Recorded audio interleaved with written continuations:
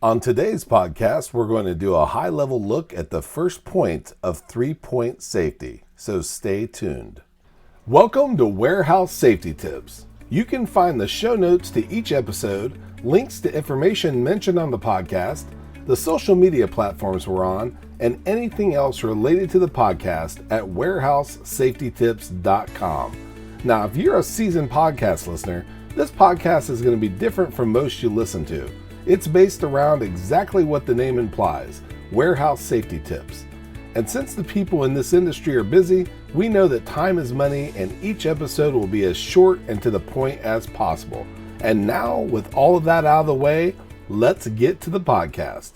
On one of our previous podcasts, we spoke about three-point safety. Now, what are the 3 points of three-point safety? 1, you have tools, equipment, products, and or services that you use.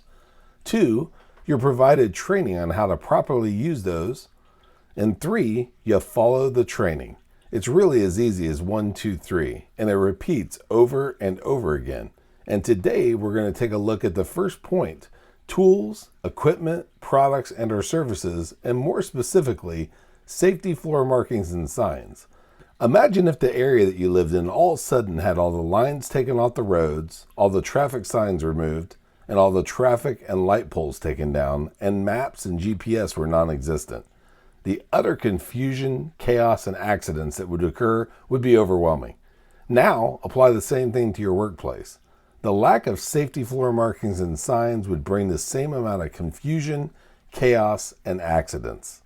Before continuing on with our podcast, here's a word from one of our sponsors. If you've ever been to or worked in a warehouse, you know just how important safety is to both management and staff.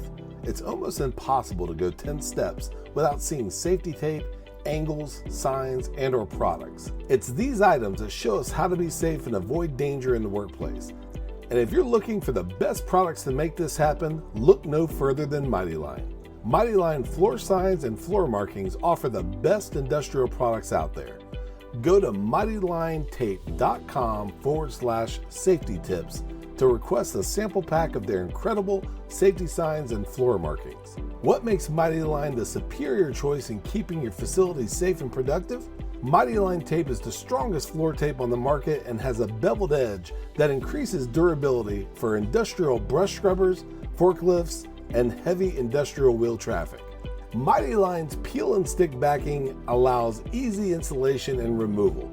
You can apply and reapply it during installation and it leaves no sticky residue should you need to remove it.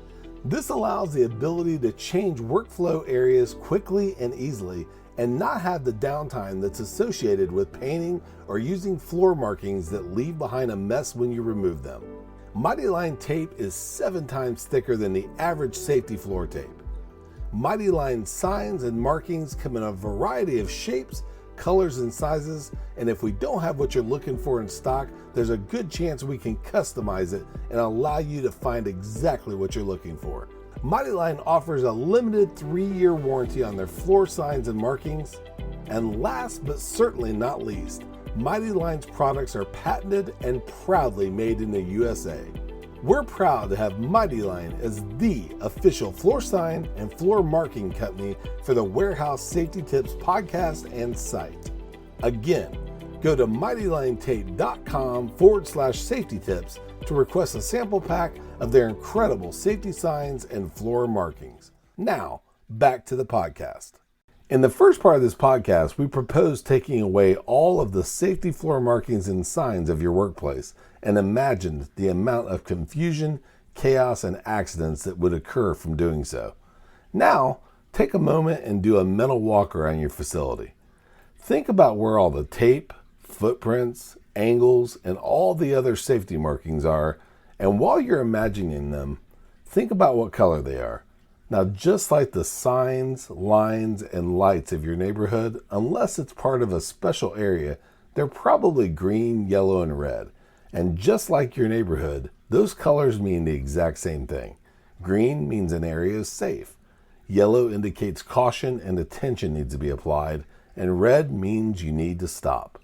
In addition to what's currently in your facility, do you ever see an area where something is potentially marked incorrectly or in need of marking? As part of 5S, you should always be in the mindset of constant and never-ending improvement. So if you see something that's in need of attention, be sure to bring it up to a supervisor. And although we'll be addressing points 2 and 3 of 3-point safety on future podcasts, be sure to always know why safety markings and signs are in place, and most importantly, implement the knowledge to keep you, your staff, and your facilities safe, organized, and productive.